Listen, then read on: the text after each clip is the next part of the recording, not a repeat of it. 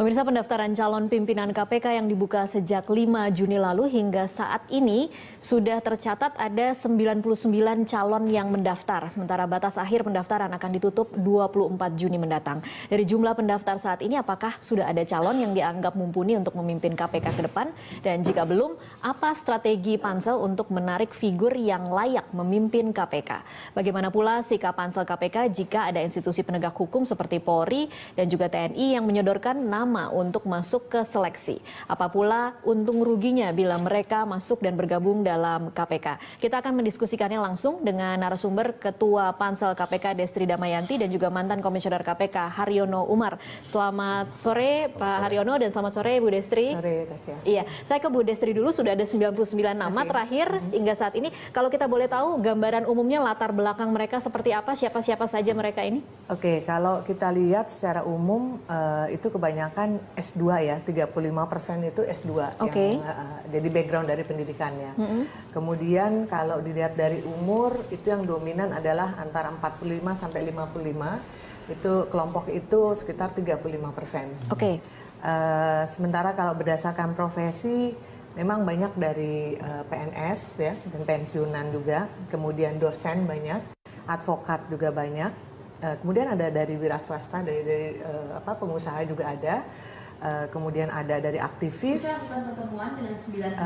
dari aktivis dan juga dari berbagai macam profesi lah. Oke, kalau gendernya kalau boleh kita tahu laki-laki perempuan? Nah ini gendernya saya belum ngecek yang angka terakhir 99 ya, tapi kalau kita lihat sampai angka di Jumat kemarin itu yang wanita baru sekitar 3 yang daftar. Ada 3 perempuan yang dari 72 angkanya yang terakhir.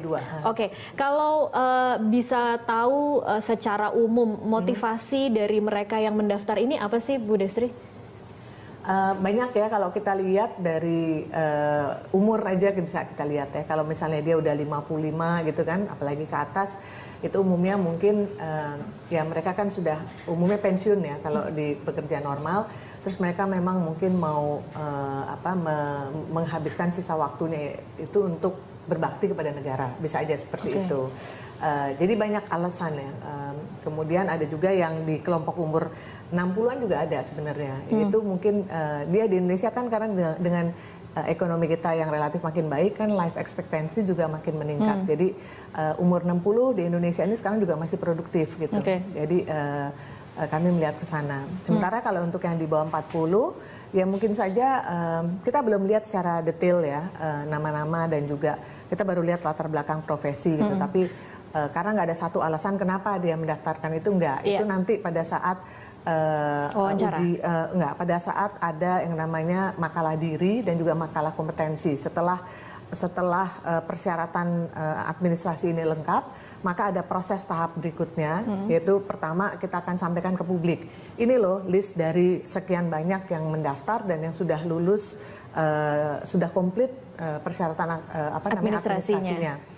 Nah di situ kita tentunya mengharapkan banyak masukan dari masyarakat. Jadi masyarakat bisa kemudian mengkritisi nama-nama tertentu ya? Dari awal tracking itu bisa dilakukan langsung oleh masyarakat gitu sejak awal. Nah pada saat itu juga kita langsung melakukan tes kembali, yaitu dalam bentuk pembuatan makalah diri dan juga makalah kompetensi. Nah disitulah kita bisa menggali kenapa orang ini mau masuk KPK. Apakah benar-benar dia ingin mendedikasikan kemampuan dia untuk negara gitu ya, atau hanya ingin sebagai stepping stone gitu, karena kita nggak mau yang model-model semacam stepping stone seperti yang itu cari sensasi saja begitu ya, karena sebenarnya salah satu persyaratan yang ini menarik sekali kami juga dapat dari para manajemen KPK, di mana mereka meliskan ada 17 kira-kira kriteria sebagai seorang pimpinan KPK. Versi mereka ya? Versi mereka, tapi mayoritas sebenarnya kalau kita lihat lagi itu hampir sama dengan apa yang menjadi basic kita juga, apa yang menjadi landasan kita juga untuk memilih pimpinan.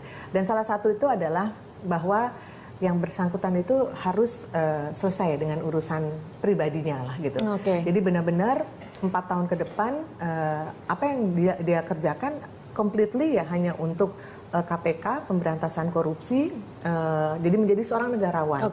Jadi tidak memperhatikan untuk pribadinya, nanti saya habis ini kerja di mana atau segala macam, enggak. Jadi benar-benar fokus untuk KPK. Gitu. Baik, saya pindah dulu ke Pak Haryono. Pak Haryono, ini kan kalau kita tadi sempat bicara di luar, Pak Haryono, hitung-hitungannya kalau orang waras nih, Pak Haryono berhitung antara benefit dengan resiko, agak timpang untuk bisa menjadi komisioner KPK. Kira-kira motivasi seperti apa yang seharusnya ada di orang-orang yang mendaftar dari 99 nama itu supaya memang ketika mereka menjalankan tugas, mereka tidak hanya bisa menjalankan tugas dengan baik, tetapi bisa juga selamat gitu, Pak Haryono. Selamat dalam artian tidak akan kenapa-napa dalam hidupnya maupun dalam kriminalisasi misalnya. Jadi begitu dia menjadi pimpinan KPK, kekuasaannya kan besar sekali, powernya. Dia bisa melakukan upaya pencegahan, penindakan mulai dari awal sampai mencegah orang segala macam, gitu ya, menahan, dan itu semuanya ada pada tangan pimpinan. Karena yang di bawah-bawah itu hanya bekerja untuk dan atas nama pimpinan. Nah, dengan kondisi yang seperti itu, maka kita membutuhkan orang yang bisa memanage kekuasaannya itu. Karena kekuasaan itu tanpa diikuti dengan akuntabilitas, tanpa diikuti dengan kebesaran jiwa segala macam, itu sangat mudah untuk tergelincir. Memanage kekuasaan itu tapi bukan artinya bisa diajak kompromi kan, Pak Haryono? Bukan, justru itu karena dia itu berada di tengah-tengah, berada di antara banyak pihak yang punya interest gitu ya. Interest itu segala macam. Yang namanya tekanan dari KPK itu bukan hanya dari pihak yang bermasalah. Dari masyarakat juga tekanan itu. Tekanan setiap saat. Ini kami tolong segera ditangkap orang itu. Itu kan juga tekanan. Dan apabila siapa Pak yang menekan seperti itu biasanya mohon segera ditangkap? Masyarakat juga begitu. Masyarakat yang tidak puas dengan apa yang dilihat, umpamanya ada pejabat yang dia lihat korup. Tapi kan KPK mestinya tidak bekerja untuk itu. Bekerja, KPK harus betul-betul bekerja berdasarkan bukti. Sepanjang buktinya tidak ada, walaupun publik mengatakan dia tuh bersalah korupsi segala macam, KPK tidak boleh bergerak untuk itu. Jadi memang dia harus berupaya untuk mencari bukti sebanyak-banyaknya untuk meyakinkan bahwa dia ini bersalah apa tidak. Nah, disitulah peran dari KPK. Jadi KPK diharapkan yang kita mengharapkan nanti itu, baik itu penindakan maupun pencegahan, kita mengharapkan orang-orang KPK seperti yang dikatakan Pak Ibu Desri tadi itu, tapi juga kita mengharapkan orang-orang yang sedikit introvert. Tidak suka terlalu banyak mengekspos ke publik begitu. Karena dengan sendirinya dia itu akan diekspos oleh publik. Dengan sendirinya apapun gerakan dia akan ini. Jadi kalau diikuti dengan dianya yang extrovert itu nanti akan berlebihan sehingga nanti membahayakan dirinya sendiri. Jadi dia cool saja, dia bekerja dengan baik, tugasnya dengan baik dan tetap berpegang teguh dengan janji atau sumpahnya yang sudah dia tegakkan. Dan itu tadi saya katakan bahwa ada istilah kita tuh banci kamera, itu nggak boleh. Banci kamera nggak boleh. Boleh tambahan kriteria berarti Bu Destri nggak boleh banci kamera. Udah ada. Cuman kan kita belum masuk ke kriteria Tapi saya setuju dengan yang dikatakan oleh Pak Haryono bahwa pertama dia harus kalau kita mungkin nggak bilangnya introvert, tapi dia itu harus low profile. Dia harus low profile, kemudian juga itu tadi banci kamera. Jadi memang KPK itu kalau perlu ya sedapat mungkin lah untuk tampil gitu, tapi yang penting aktivitasnya nyata, pekerjaannya nyata.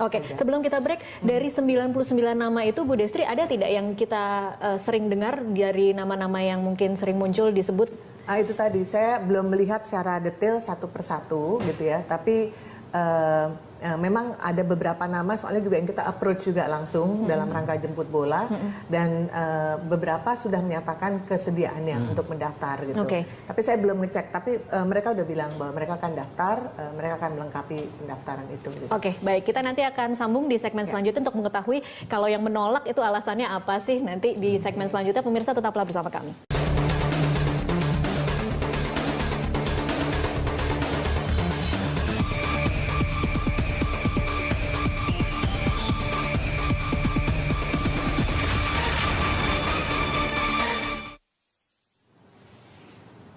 Pemirsa, kita lanjutkan perbincangan. Saya kembali ke Bu Destri. Bu Destri, kalau ada yang dijemput bola, mungkin ada yang menolak. Kira-kira alasan mereka tuh apa sih, Bu Destri, rata-rata? Ya umumnya gini, mereka masih mau saya mau berpikir ulang dulu ya gitu. Karena ya itu tadi yang dikatakan oleh Pak Haryono bahwa jabatan KPK ini kan bukan jabatan yang mudah ya. Dia menuntut komitmen yang memang tinggi sekali. Apa yang terjadi pada pimpinan-pimpinan KPK sebelumnya cukup membuat ciut tidak sih orang-orang yang sebenarnya berkompeten tetapi jadi agak takut untuk mendaftar? Sepanjang dia merasa bahwa dia nggak melakukan suatu kesalahan gitu ya, apalagi misalnya kesalahan minor. Nah ini yang mungkin ke depan juga perlu kita duduki secara proporsional. Makanya kayak Pansel sekarang ini kita aktif mendatangi lembaga-lembaga pemerintahan, kita datang ke Kapolri, kita datang ke PPATK, kemudian kita akan datang ke Kejaksaan Agung dan ke BIN. Itu sebenarnya dalam rangka untuk mencari suatu solusi bagaimana seandainya pimpinan KPK ini nanti bisa bekerja dengan tenang. Jadi jangan kesalahan yang masa lampau, kesalahan minor, kemudian tiba-tiba diangkat.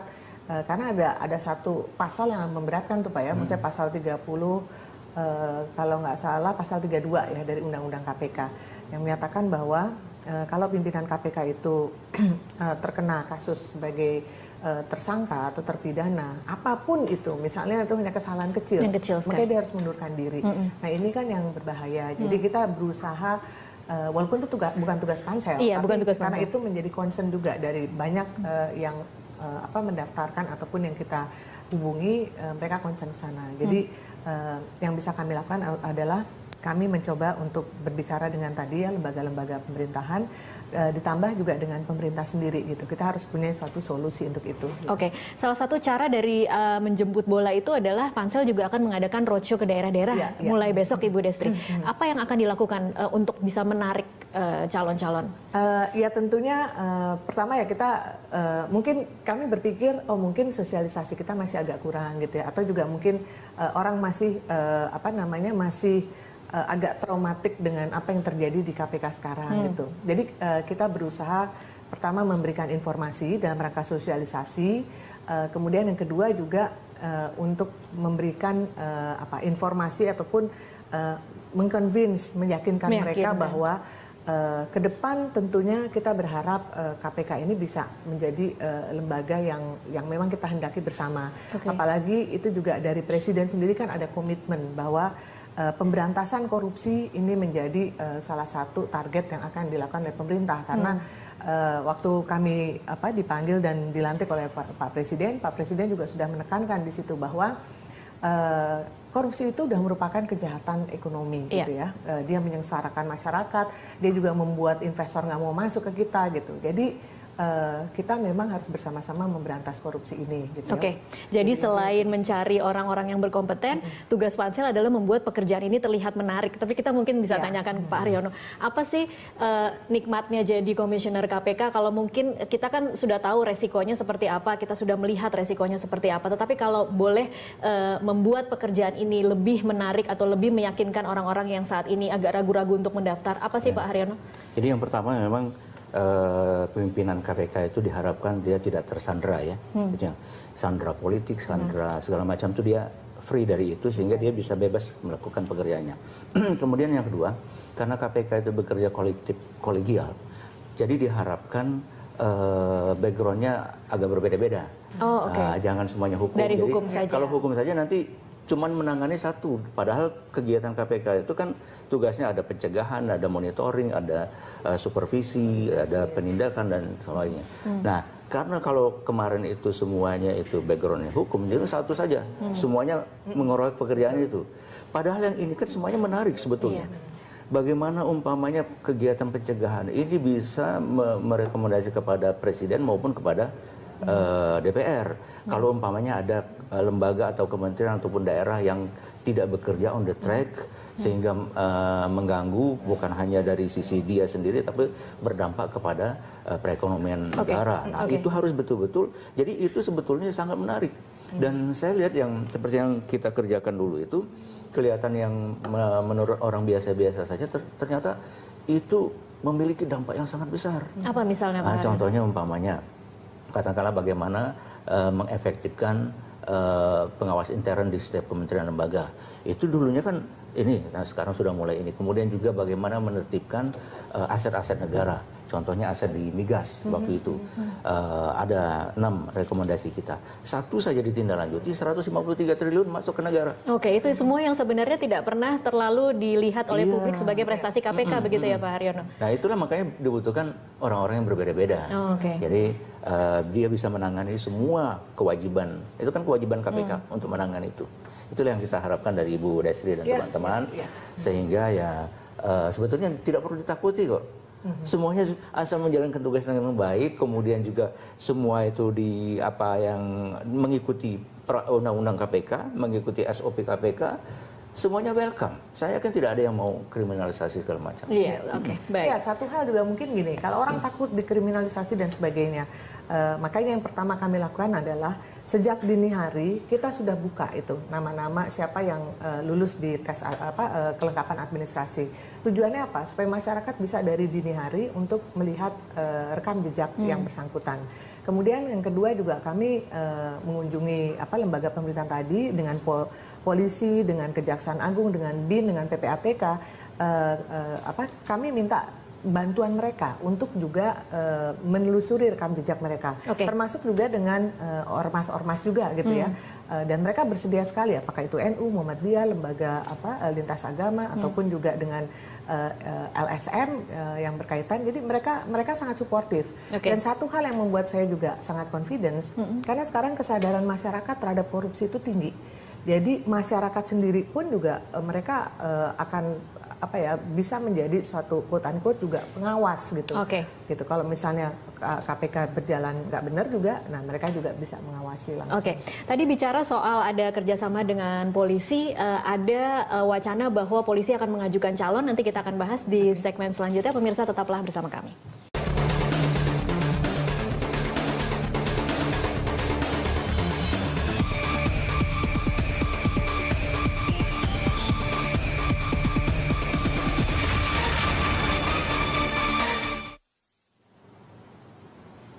Ya pemirsa, sebelum kita lanjutkan perbincangan, batas pendaftaran calon pimpinan KPK berakhir pada 24 Juni mendatang dan hingga saat ini ada 99 calon yang mendaftar. Berita Satu TV membuat daftar sementara calon yang potensial menurut kami sebagai pimpinan KPK. Siapa saja mereka? Kita lihat grafiknya berikut ini. Ya, ini adalah calon potensial pimpinan KPK versi Berita Satu TV. Yang pertama adalah Albertina Ho. Dia adalah seorang hakim yang telah mendapat banyak sekali simpatik publik di tengah berbagai kasus mafia peradilan. Intonasi suaranya kadang tinggi, kemudian pertanyaan yang diajukan lugas dan seringkali kritis. Terkesan ia tidak mau setengah-setengah mengungkap suatu perkara. Pertanyaan-pertanyaan yang ia ajukan juga kerap membuat terdakwa atau saksi gelagapan. Tegas dan kritis, itulah yang sering terlihat dalam sosok Albertina Ho. Albertina Ho juga pernah menangani banyak perkara seperti kasus Gayus Tambunan, kasus pembunuhan Nasruddin Zulkarnain yang mengajukan dissenting opinion terhadap hukuman Sigit Haryo-Wibisono dan menghukum Sirus Sinaga. Albertina Ho saat ini menjadi wakil ketua PN di Sungai Liat. Dan yang kedua adalah Artijo Alkostar. Nama Hakim Agung Artijo Alkostar ini sudah juga tidak asing di telinga publik. Ia bersama dengan kawan-kawannya sesama Hakim MA kerap memperberat hukuman para terpidana kasus korupsi yang mengajukan kasasi ke MA. Beberapa koruptor yang dihukum lebih berat diantaranya mantan anggota DPR dari fraksi Partai Demokrat Angelina Sondah diperberat hukumannya dari 4 tahun 6 bulan menjadi 12 tahun penjara. Lutfi Hasan Ishak juga diganjar 18 tahun penjara dari vonis 16 tahun penjara. Menolak permohonan kasasi mantan Ketua Mahkamah Konstitusi Akil Mokhtar dan juga hukuman tetap seumur hidup. Dan yang terakhir Anas Urbaningrum yang sebelumnya divonis 7 tahun penjara menjadi 14 tahun penjara. Yang ketiga ada juga Bambang Widodo Umar. Ini adalah salah satu anggota tim 9 yang dibentuk Presiden saat terjadi ketegangan antara KPK dan Polri. Widodo Umar saat ini aktif sebagai pengajar di Universitas Indonesia dan merupakan purnawirawan Polri dengan pangkat terakhir Kombes Angkatan 71. Yang keempat ada Alphonse Loemau. Sebelumnya berlatar belakang dari institusi Polri juga dengan pangkat terakhir Kombes Pol Purnawirawan. Alphonse saat ini menjadi dosen perguruan tinggi ilmu kepolisian. Iya, kita langsung bahas nama-nama tadi ke Pak Haryono dulu mungkin. Apa komentar Anda terhadap 4 nama tadi? Terutama yang dua hakim itu, saya sudah mengetahui dari media tentunya, dan sepak terjangnya juga cukup bagus gitu ya, dan menunjukkan memang komitmen anti korupsinya tinggi. Kalau yang Pak Bambang juga demikian, kita sudah sering melihat di media, saya rasa tidak ada masalah itu. Tinggal yang penting bagaimana nanti betul-betul komitmen mereka ini, dan kita juga butuh sebetulnya di KPK itu butuh bukan hanya ini ya, kita butuh juga advokat juga butuh, jaksa juga butuh, polisi juga butuh sebetulnya, dan yang lain-lain juga kita butuh. Jadi saya sangat senang melihat itu, terutama kalau hakim itu kan terbiasa tidak berbicara banyak ke publik gitu, ke media. Nah itu background itu cukup dibutuhkan di KPK. Di KPK, oke. Ada tidak sih Bu, salah satu dari 4 nama ini yang masuk di 99 tadi? Ada. 3 nama ada. 3 nama, oke. Saya agak lupa yang terakhir Pak Alphonse Leumau itu ya. Tapi yang pasti kita kan juga banyak menjaring masukan nama-nama dari berbagai stakeholders lah ya. Dan dari masyarakat, dan sejak awal nama Ibu Albertina Ho itu dan Pak Artijo itu udah selalu masuk. Udah selalu masuk. Dan kami juga sudah meng-approach mereka, dan mereka memang saat ini masih dalam untuk berpikir dulu. Masih dalam taraf berpikir. Mereka sebenarnya interest, cuman memang ada beberapa yang saya istiqoroh dulu ya, gitu. Karena itu tadi bahwa tugas ini adalah bukan tugas yang ringan ya. Jadi sekali memang kita sudah mau komit untuk menjalankan ini, ya memang harus full komitmen di situ. Dan kami senang sekali kalau misalnya nama-nama bagus seperti ini mau mendaftarkan calon pimpinan KPK. Kalau komitmen, kalau kompetensi mereka itu kita tidak bisa, tidak perlu diragukan. Integritasnya juga demikian. Tapi masalahnya mau atau tidak? Nah itu, untuk itulah kita perlu dorong ini. Orang-orang yang baik itu perlu ikut berserta bersama-sama. Ini kan Indonesia memanggil. Betul. Bukan Bu Destri yang memanggil. Iya. Indonesia yang memanggil mereka. Oke, baik. Ada juga wacana bahwa dari Kapolri akan mengusulkan 2 calon dari anggota polisi aktif dan 1 calon purnawirawan. Begitu juga dengan Panglima TNI Jenderal Muldoko yang katanya akan mengajukan 1 nama purnawirawan. Posisi Pansel terhadap anggota dari institusi lembaga penegak hukum masuk sebagai calon anggota pimpinan KPK seperti apa? Buat kami sih nggak ada masalah, karena siapapun dia, asalkan dia warga negara Indonesia, mereka punya hak untuk mencalonkan diri sebagai pimpinan KPK. Tapi memang ada satu surat pernyataan yang harus mereka buat, jadi buat semuanya lah yang mendaftar ke KPK. Pada saat nanti dia terpilih sebagai pimpinan KPK, dia harus melepaskan jabatan yang saat ini dia punya, gitu. Ataupun tugas yang saat ini sedang dia lakukan. Jadi apapun orang yang bersangkutan, apakah dia polisi, apakah dia dosen, apakah dia advokat, dia harus meninggalkan itu. Apakah dia wirausaha juga, dia harus wira swasta, dia harus meninggalkan itu. Lepas jabatan mungkin mudah, tetapi melepas korps, melepas kesetiakawanan korps ketika menyangkut institusi yang nantinya kemudian bermasalah atau berhadapan dengan KPK itu mungkin agak sulit, Ibu Destri. Tapi kalau kita lihat tadi kan 2 contoh, Pak Bambang dan Pak Alphonse itu juga kan dari polisi. Dari polisi. Jadi kan ya kita jangan udah langsung prejudice dulu ya, bahwa kita juga kan harus melihat bahwa dengan adanya misalnya kelengkapan itu kan juga yang tadi dikatakan oleh Pak Haryono, bahwa ke depan memang sebaiknya pimpinan KPK itu heterogen ya. Dia bisa berasal dari mana saja dengan kemampuan yang dia miliki apapun, bisa beragam. Dan satu hal yang penting adalah siapapun dia, apakah dia dari polisi ataupun dari Kejaksaan Agung, orang tersebut harus tahu tantangan apa yang dihadapi oleh KPK ke depan. Ya, di antaranya dia harus punya kemampuan berkomunikasi yang baik, apakah itu internal maupun eksternal. Karena di internal sendiri KPK ini juga dibutuhkan suatu touch khusus manajerial, ya itu. Kemudian juga dia harus mempunyai kemampuan koordinasi yang baik dan juga supervisi, gitu kan. Jadi ya tentunya kalau dia mensupervisi suatu institusi, dia harus punya suatu kelebihan, gitu kan. Nah ini yang kita harapkan. kita bisa dapatkan dari calon-calon yang cukup senior gitu.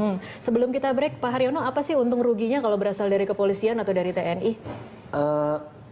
Kalau menurut saya sih bukan diusulkan ya, karena dia tidak boleh diusulkan. Nggak bisa, dia harus mendaftarkan sendiri. Tapi mungkin beliau-beliau itu karena keinginannya untuk betul-betul memperkuat KPK, dia menurut dia ini loh calon-calon yang terbaik yang ada di kami. Nah itu nggak apa-apa, silakan saja. Tapi orangnya harus mendaftar sendiri begitu. Sendiri, betul-betul. Makanya dia harus lepas dari courtnya itu.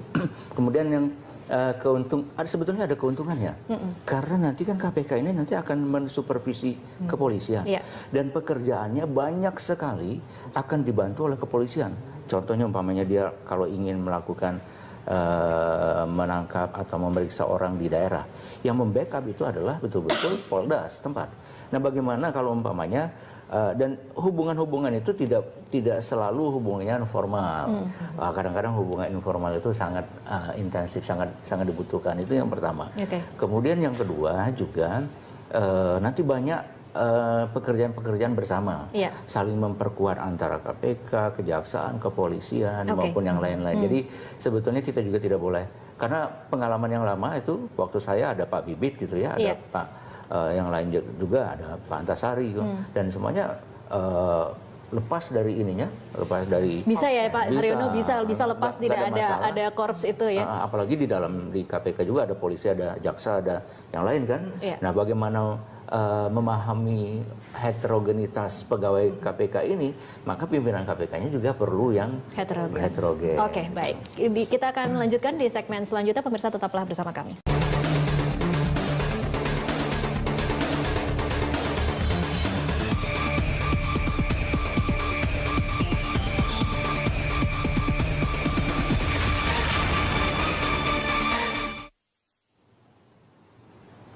Pemirsa, kami lanjutkan perbincangan. Bu Destri, ini sudah tanggal 15 Juni dan batas akhirnya adalah 24 Juni. Apa yang terjadi bila nanti pada 24 Juni Pansel merasa belum ada calon-calon yang mumpuni? Apakah mungkin akan diperpanjang?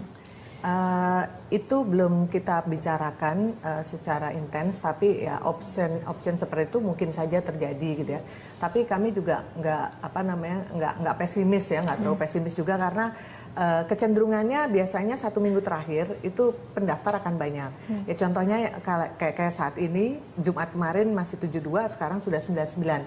Karena kita juga membuka pendaftaran, tidak hanya orang datang langsung ke sekretariat kami, tapi orang juga bisa mengirim melalui email ataupun juga mengirim melalui pos. Jadi bayangkan Sabtu Minggu kemarin kita libur kan, tapi ternyata hari Senin email masuk. Email masuk, pendaftaran melalui email masuk banyak sekali gitu. Jadi itu yang menyebabkan walaupun hari kerja mungkin tinggal 7 hari, tapi kalau kita lihat 15 ke 24 itu masih ada sekitar 9 hari. Saya kok masih optimis bahwa pendaftaran masih akan banyak. Oke, jadi Sabtu Minggu pun nanti akan bisa dikatakan efektif karena email tetap diperbolehkan dikirim ya Bu. Oke, baik. Kalau Pak Haryono belajar dari apa yang terjadi terhadap pimpinan-pimpinan KPK sebelumnya, menurut Pak Haryono kira-kira kriteria apa lagi selain tadi mungkin tidak usah terlalu sering mempublikasikan diri kepada media, apalagi yang harus dimiliki oleh calon pimpinan KPK mendatang? Yang jelas dia betul-betul yang paling utama itu kan integritas. Itu yang kalau kompetensi rata-rata semua sudah memiliki, skill mereka juga sudah memiliki. Nah, sikap dan perilaku ini, sikap perilaku berharap bertemu dengan instansi lain, juga termasuk kepada yang sedang ditangani, dan juga sikap perilaku kepada publik, itu yang perlu ditanamkan. Dan yang kalau kita lihat ya dari hasil penelitian segala macam, sebetulnya yang cukup kuat dengan segala macam godaan-godaan seperti itu, terutama yang saya katakan tadi itu ya, godaan kamera itu godaan kamera. Itu perempuan. Oh, perempuan. Menahan godaan korupsi yang paling kuat adalah perempuan dibanding laki-laki. Itu bedanya 7:1. Jadi artinya kita berharap ini banyak perempuan-perempuan yang ikut mendaftarkan sehingga bisa mewarnai. Jadi seperti Ibu Albertina itu kan saya bersyukur. Mudah-mudahan beliau betul-betul ingin untuk itu, bukan artinya menafikan yang lain, tapi tetap yang lain juga tetap sama kesempatannya, kemampuan juga tetap sama. Tapi yang paling penting adalah itu tadi, kita ingin memperbanyak lah, ingin memperbanyak. Jadi dari 5 itu harapan saya 2 perempuan. Harapan saya itu. Tapi ya kita lihat nanti. Mudah-mudahan nanti biasanya di minggu-minggu terakhir seperti pada waktu saya itu ya 2 hari 3 hari sebelum penutupan itu berbondong-bondong akan menyampaikan, karena sekarang mereka sedang mempersiapkan, dan saya yakin tidak lagi kalau berpikir mereka sudah lewat itu sebetulnya. Ini sekarang betul-betul mempersiapkan itu, tinggal bagaimana kita dorong, karena saya nggak tahu ada kewajiban minta izin kepada atasannya nggak tuh? Minta izin ada. Nah itu kita harapkan juga para atasannya untuk mempermudah itu. Oke, kalau boleh kasih masukan ke Pansel, kalau tadi kita bicara tentang mengukur untung ruginya, resikonya lebih besar daripada benefit yang akan diterima, kira-kira bagaimana Pansel bisa memastikan orang yang masuk ini adalah memang orang-orang yang bukan hanya mau, kemudian mampu, tapi memang memiliki kriteria integritas dan sebagainya seperti yang dikatakan Pak Haryono. Saya yakin Pansel kan punya perangkat-perangkat.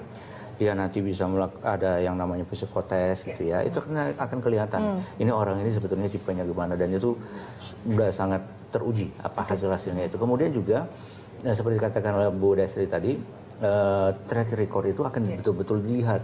Jadi bukan hanya masyarakat yang diminta menyampaikan informasi, tapi tim sendiri itu nanti akan mendatangi ke tempat masing-masing, melihat, mempertanyakan bagaimana dia sejak dia mungkin lulus SMA kah, bagaimana tingkah laku segala macamnya itu.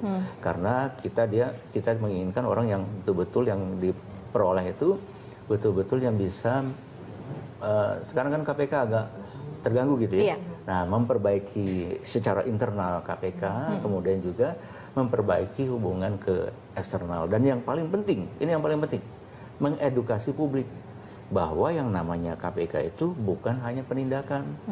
Penindakan iya, bagi yang memang betul-betul sudah ini kan, karena itu penting untuk adanya kepastian hukum.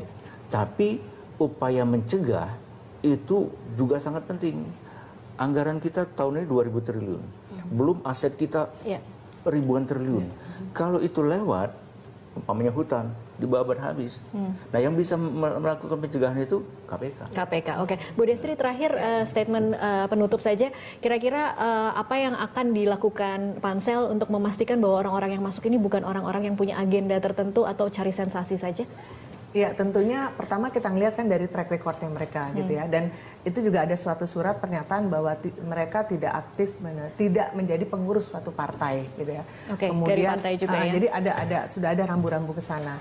Kemudian juga dari wawancara kan kita bisa menggali juga informasi dari tentang dirinya, dan juga kemudian dari rekam jejak yang kita juga harapkan untuk bisa dilakukan oleh banyak pihak gitu. Dan kemudian juga kita ada yang namanya nanti assessment yang akan dilakukan oleh lembaga asesor profesional. Jadi di situ bisa kelihatan bagaimana motivasi orang ini, bagaimana dia menghadapi pressure, bagaimana dia kemampuan manajerialnya dia. Jadi itu semua aspek akan dilihat gitu.